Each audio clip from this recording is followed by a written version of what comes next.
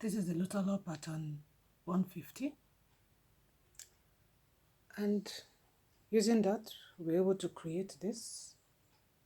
That is the inner wear of the LUTTERLOH pattern 150. That's the inner wear, and that is the coat.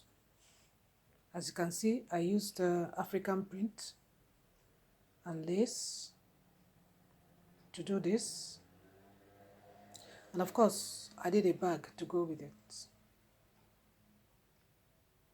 Very beautiful. You can also do this if you have a passion for sewing for yourself, and it's very fitting. And you can also check out this in my YouTube channel.